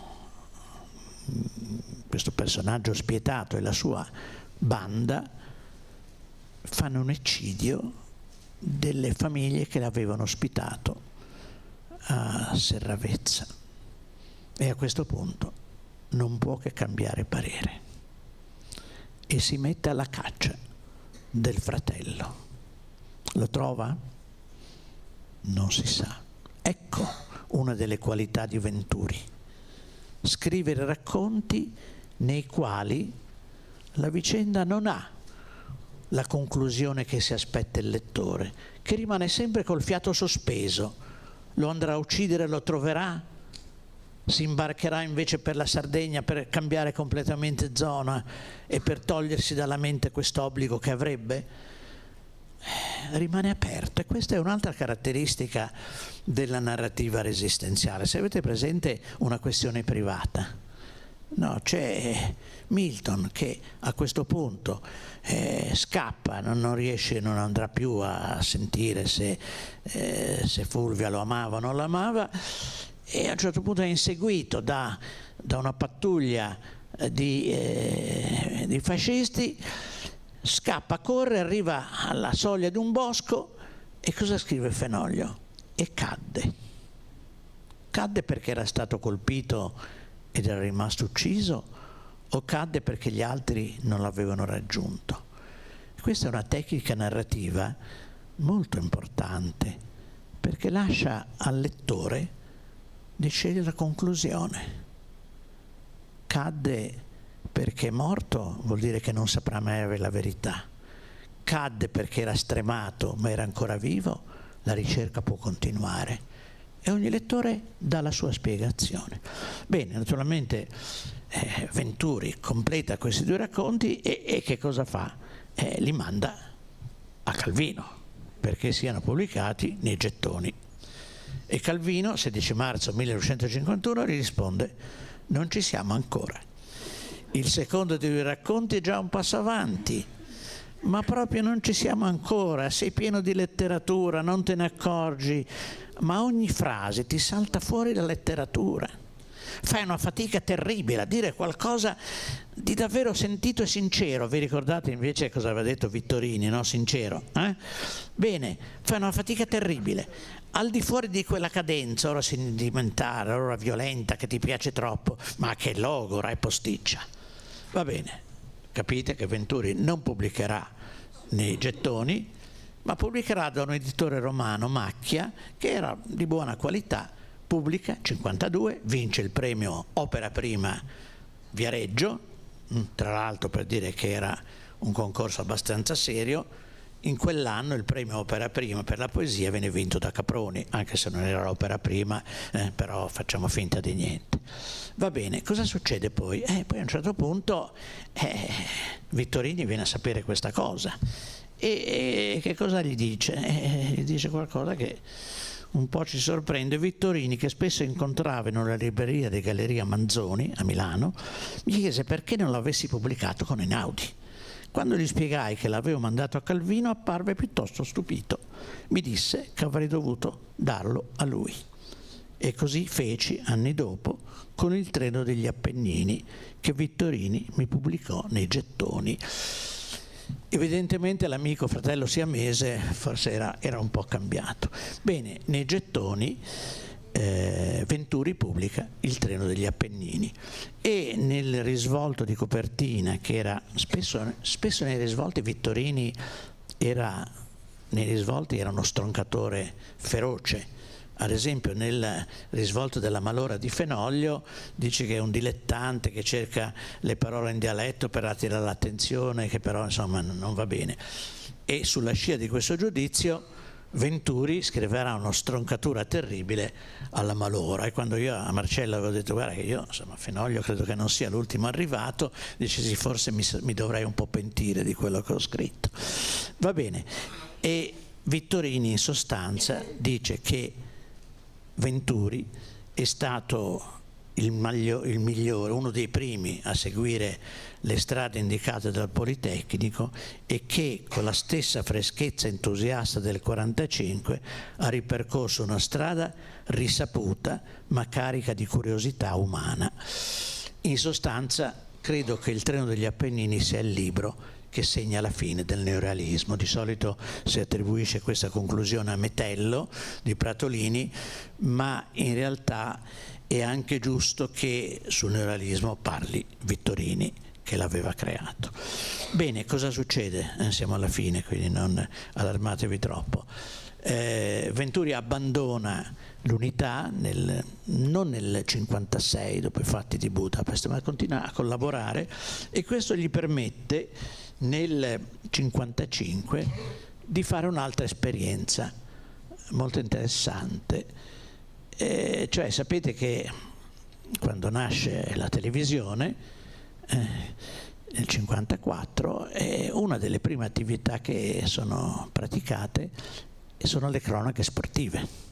Sapete, nel 54 campionati mondiali di calcio e tutti comprano, cioè tutti quelli che possono comprano la televisione per seguire le sorti della nostra nazionale, che ovviamente venne subito eliminata dalla Svizzera e quindi le cose finiscono male. Anche il Giro d'Italia. E a questo punto è chiaro che i giornali, come sempre, danno delle notizie in ritardo rispetto a quello che si vede. E allora i giornali mandano degli scrittori a seguire il Giro.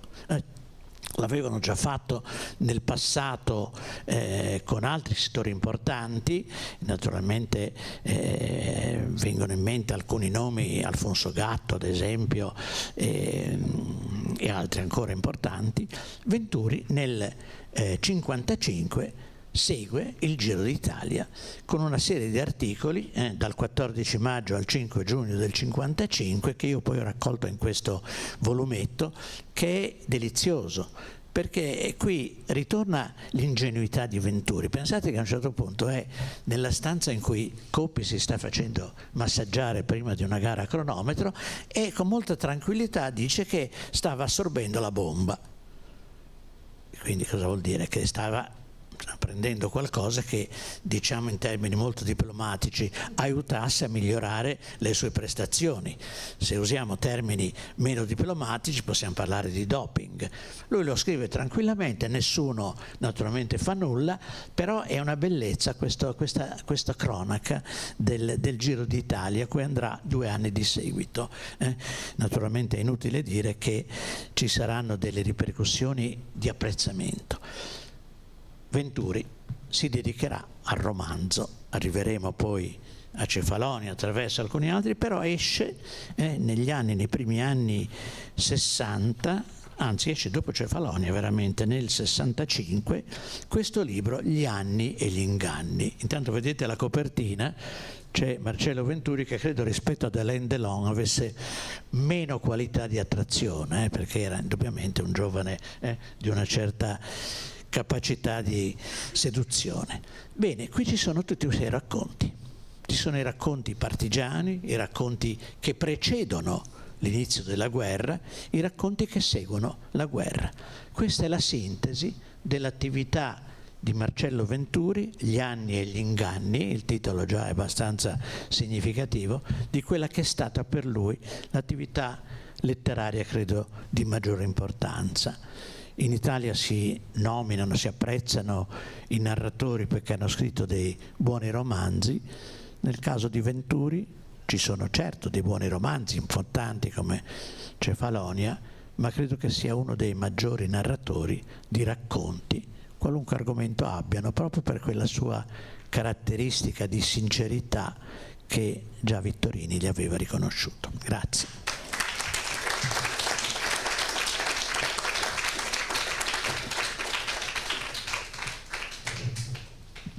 Ringrazio il professor De Nicola per questo quadro davvero interessante e attraente di Marcello Venturi, da una parte davvero sincero e ingenuo, come dice Vittorini, e come scriveva Vittorini, quasi sembra di vederlo per certi aspetti, così come quando parla della letteratura e della urgenza della scrittura, che è una necessità.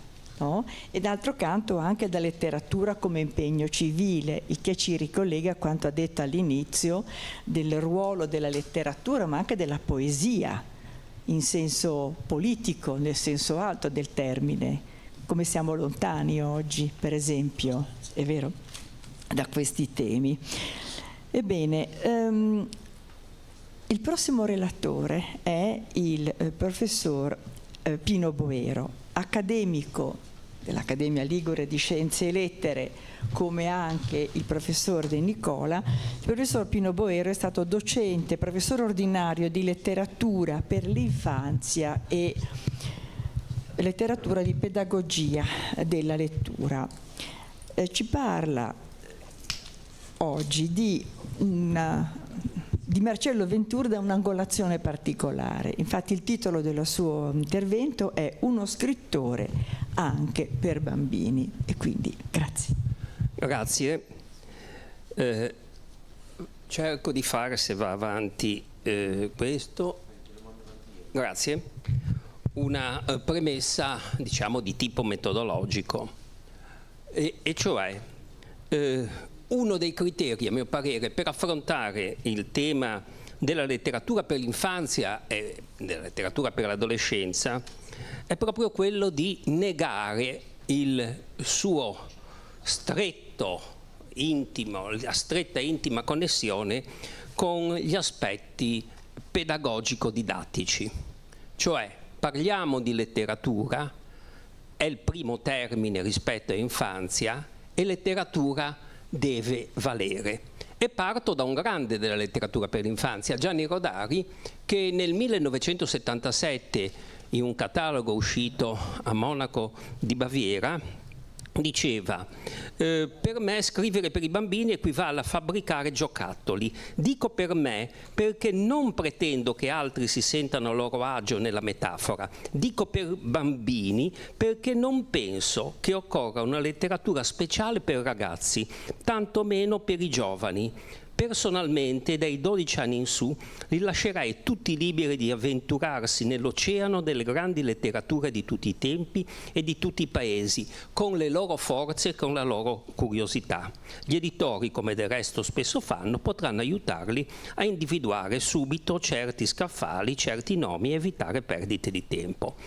A me questa riflessione fa venire in mente sempre quello che sta succedendo oggi, quando, soprattutto per gli adolescenti, se i romanzi non sono costruiti a tavolino con bullismo, crisi di famiglia, degenerazioni varie, droga, e non sono costruiti con un linguaggio molto gergale che imita che vorrebbe imitare quello dei giovani, non sono romanzi, non sono considerati.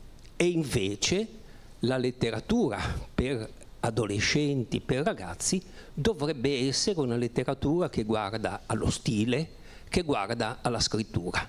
E questo mi serve come premessa per le due uniche opere che Marcello Venturi ha dedicato ai ragazzi. Scrittore senza volontà e velleità educative, perché educatore in quanto scrittore. La scrittura è educativa in quanto tale, non perché noi sovrapponiamo una cappa di volontà pedagogico-didattiche. Ne uccide più la didattica nella letteratura come lettori futuri di quanto possa uccidere altro. E quindi io credo che parlare di Venturi come scrittore per ragazzi e per l'infanzia sia estremamente importante e anche esemplare oggi, soprattutto in un momento in cui io credo che vincano le mode e vinca il romanzo scritto a tavolino. Andiamo avanti. Ecco, qui devo dire, e ci siamo confrontati con Franco su questo, che troviamo invece per il primo romanzo, testo per ragazzi di Venturi, troviamo un Calvino diverso. Un Calvino che quando nel 61 Venturi gli manda annunciandogli che vive in Piemonte, eccetera, e quindi non si erano più sentiti da parecchi anni, raccontandogli un po' di verità, e dice: ti mando questo testo, che è l'ultimo veliero, vedi un po'. E qui effettivamente il giudizio di Calvino, nonostante da buon ligure sia quello di non scoprirsi troppo, perché dice l'esattezza del piglio non si ferma mai, rimbalza capitolo per tutto il libro, e anche per quel senso della cittadina di mare, specie quando descrivi a panoramica con le persone una qua e una là, quello che fanno le varie ore.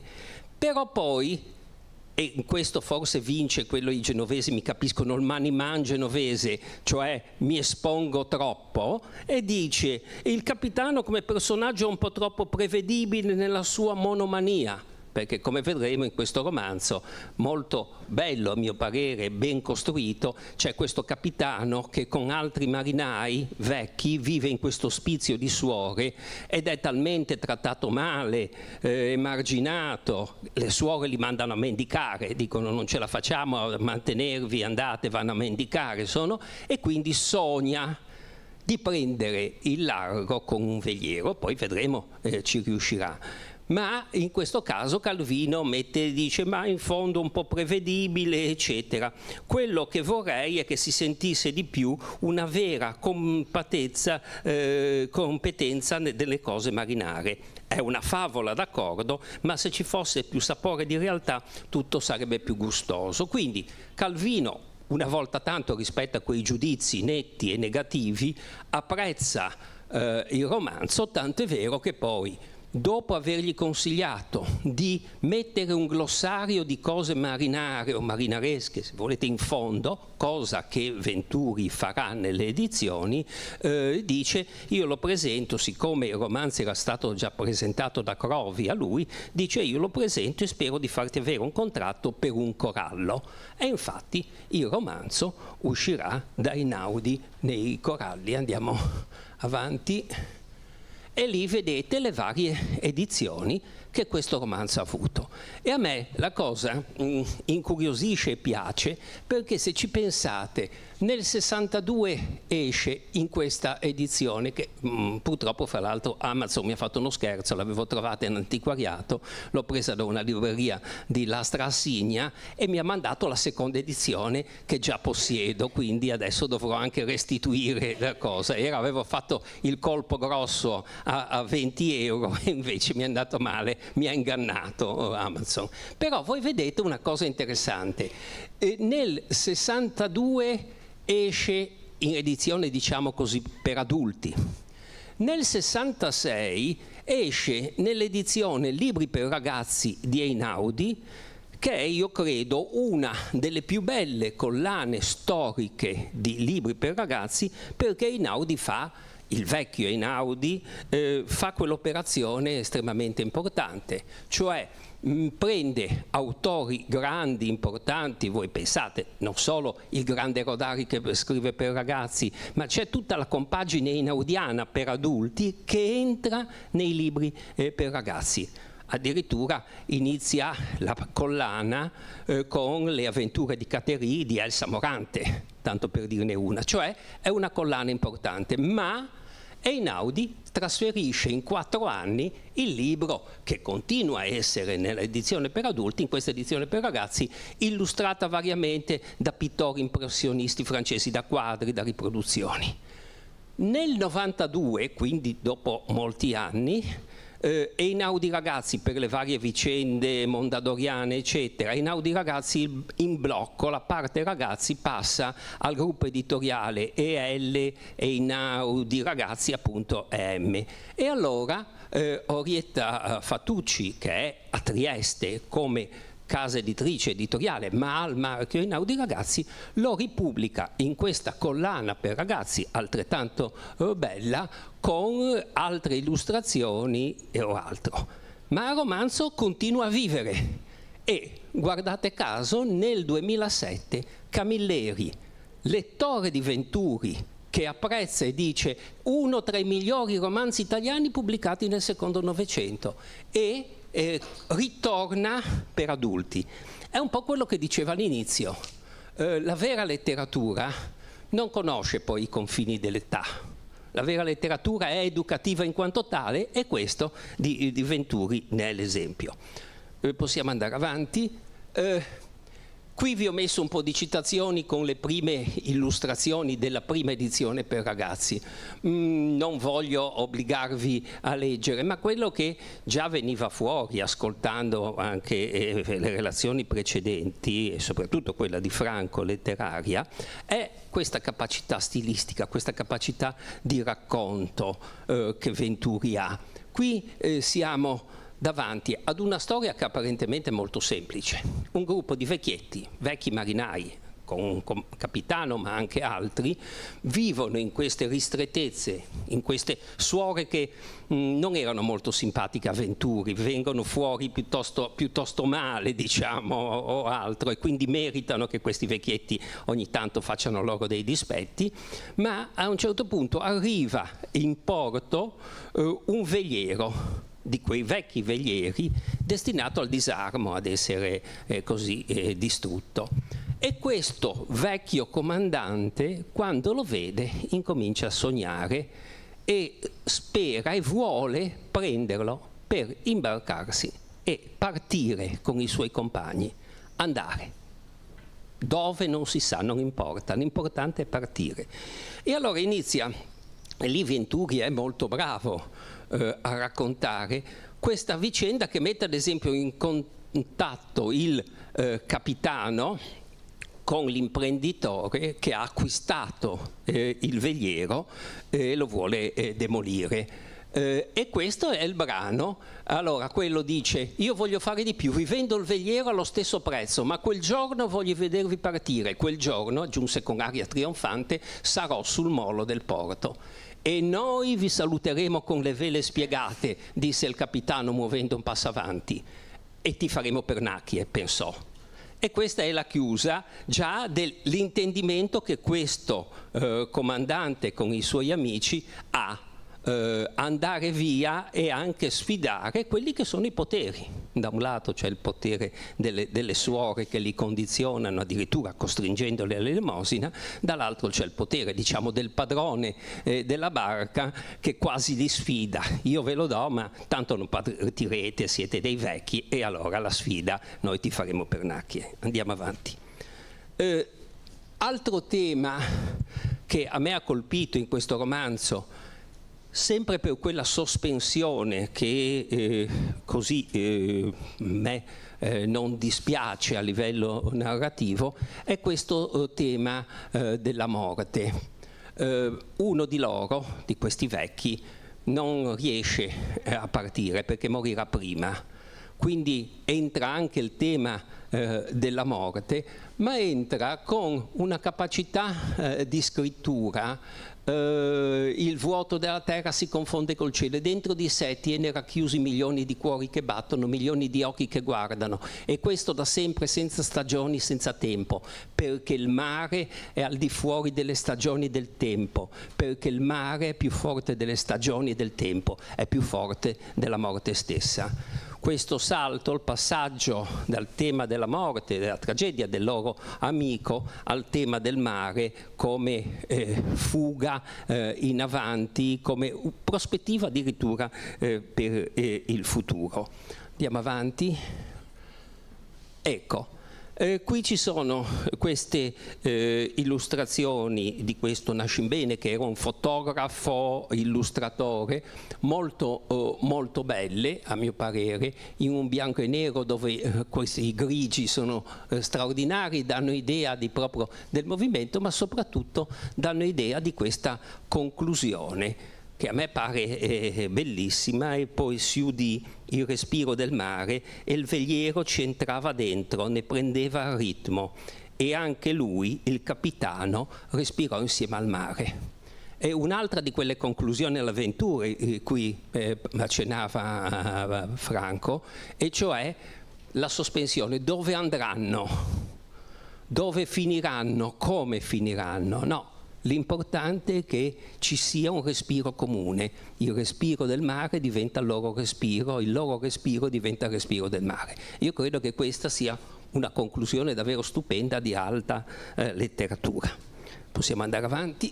Ecco, l'altro testo per ragazzi, diciamo, per l'infanzia se volete, ma noi ormai siamo a dire che è letteratura tout court, è questo Colle Fiori-Rito, dove entrano prepotenti, io credo, anche le memorie dell'infanzia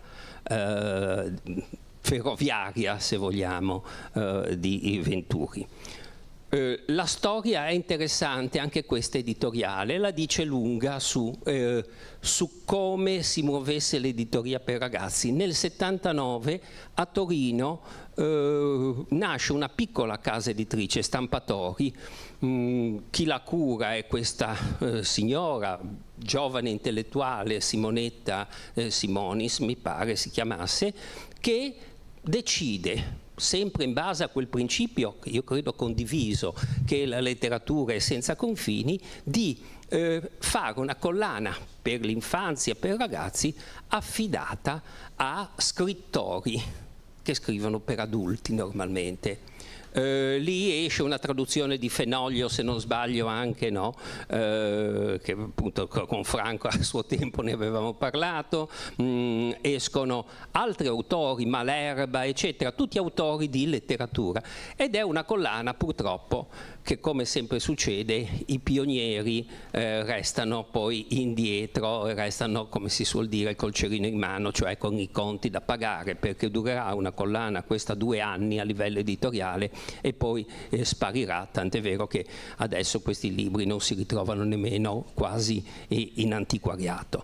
Però in queste scelte ampie, Malerba, pensate c'è anche Moravia in questa collana, entra anche Venturi con Collefiorito, che in realtà non fa che, io credo, confermare il fatto che la misura del romanzo, che come abbiamo visto è importante, però andasse di pari passo con quella misura in cui riusciva benissimo, che era quella del racconto, perché Collefiorito è un romanzo, ma in realtà è un romanzo fatto da 3 racconti diversi che si intersecano e entrano bene nella storia. La storia è anche semplice, è una specie di favola, ma favola con la base ferroviaria reale. In questo paese dove c'è un granduca, i riferimenti sono alla Toscana granducale ovviamente, eccetera, siamo più o meno a fine 800, ma come nelle fiabe non si determinano le date esattamente, c'è questa stazione ferroviaria dove si ferma solo un treno, un accelerato, tutti gli altri vanno veloci e quindi i poveri abitanti vivono in queste ristrettezze, andiamo avanti, e in queste ristrettezze, e quindi aspettano col loro carrettino, questa coppia, chi vende gelati, chi vende funghi e fragole, hanno sempre i loro carretti pieni perché nessuno si ferma, non riescono a vendere, quindi è un paese molto, molto triste. Qui vedete, ho sempre messo le doppie illustrazioni perché l'altra edizione sarà sempre della EL, quindi di Trieste, nel 93 quell'altra. Cosa succede? E lì è l'altro meccanismo narrativo di bravura. Chi può rompere questo destino del paese? Ovviamente un ragazzo. I bambini, l'infanzia, sono quelli che fanno scattare la molla. Questo ragazzo cosa fa un giorno? Segna rosso, semaforo rosso, e un treno bellissimo si ferma. Possiamo forse andare avanti, vediamo se... ecco, dentro, attraverso i finestrini si scorgevano poltrone di velluto e specchiere, tavoli con fiori e lampadari, e seduti nelle poltrone uomini, donne sforzosamente vestiti che guardavano incuriositi la folla.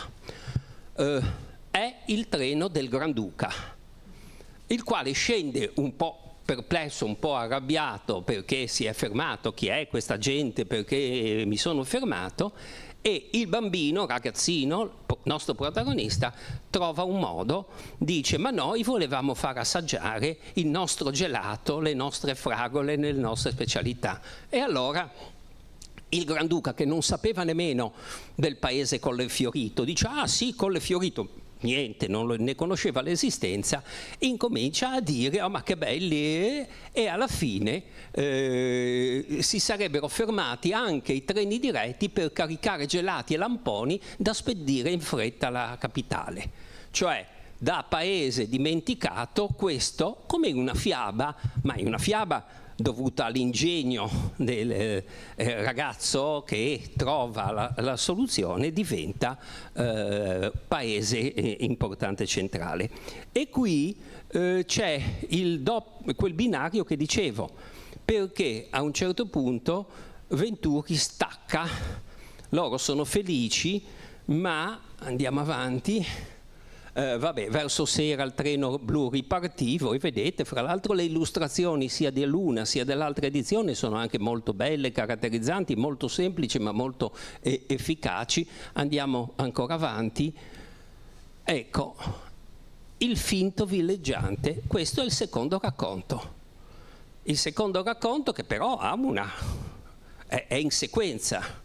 A un certo punto loro sono talmente felici, ma come in ogni fiaba ci deve essere, anche secondo le funzioni di Propo, un antagonista che arriva, e arriva il finto villeggiante. misterioso, questo signore che arriva, chi sarà, perché è un signore, un'ombra assai più alta del normale, che lentamente veniva su crescendo di statura dalla strada della stazione. Villeggiante, una barba rossa, un personaggio col cilindro, misterioso. Cosa farà? Lo sapremo solo dopo, ma vi anticipo che i cittadini, gli abitanti delle altri paesi e delle altre città, invidiosi che quelli di questo piccolo paese vendessero i gelati e le fragole e altre cose, pagano questo per far esplodere il ponte, quindi interrompere la ferrovia, interrompere questa cosa che disturbava i loro commerci. Quindi c'è anche, se volete, in una fiaba c'è anche una dimensione sociale, antagonistica, eccetera. E allora questo, con in testa un cilindro simile al fumaiolo di una locomotiva, sempre questa idea dei treni. Anche qui, tutto questo libro è pieno di descrizioni, di capacità descrittive, perché il ragazzino si rende conto che questo sta combinando qualcosa che non va bene, e allora incomincia ad avvertire del rischio. Andiamo avanti. Ecco, avverte del rischio, e quindi quello mette la dinamite, ma convinto di mettere la dinamite, il nostro personaggio, l'adulto, arriva all'ermete e all'improvviso il cielo si mosse, si spezzò, si sbriciolò come investito da una salva di artiglieria. Fontane di luci multicolori si sollevarono dal folto dei boschi a cancellare. Sembra che esploda davvero il ponte, che salti per aria, perché? E invece cosa ha fatto? Girando le bianche, rosse e gialle, rotolarono nel cielo a cacciare la notte oltre il crinale. La folla si ritrasse, si sbandò impaurita, poi fatta attorno all'ermete che in piedi su una sedia dirigeva i fuochi d'artificio come un direttore d'orchestra, e la folla applaudì. Cioè questo ermete, avvisato dal ragazzino, a disinnescare la dinamite e a trasformare questi in fuochi d'artificio. Qui un'ombra gigantesca nera in cilindro con valigia soffietto, la barba bruciacchiata e fumante, stava correndo in direzione. Gli abitanti vi riconobbero il finto villeggiante e poi sorrisero. Il più terribile dinamitardo del Granducato fuggiva via senza ritegno, cacciato da un semplice ex cartigliere, il quale aveva giocato e reso innocuo, trasformando i suoi candelotti di dinamite in fuochi artificiali.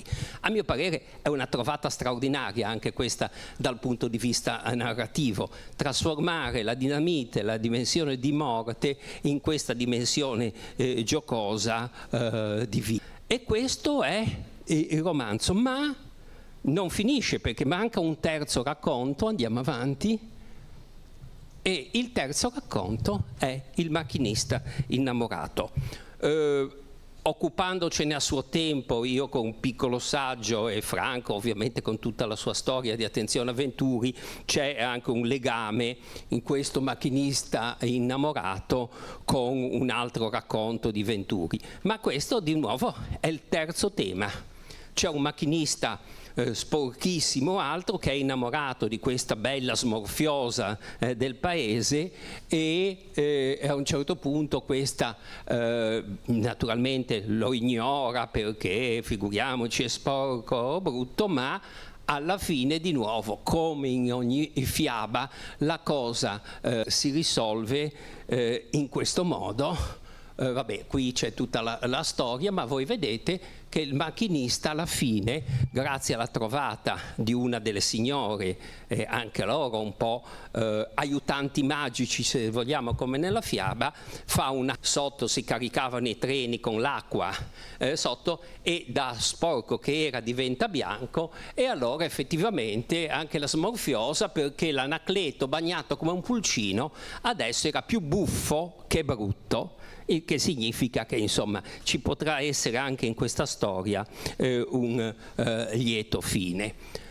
E direi che qui, mettendo insieme un romanzo fatto da 3 racconti, partendo dalle stazioni ferroviarie, che sono un tema dell'infanzia, e partendo da un tema dell'infanzia rivolgendo le infanzie, perché questo è molto più dell'Ultimo veliero dedicato a una certa fascia d'età, io credo godibile e leggibile a tutte le età, ma indirizzato, nato già in una collana per ragazzi.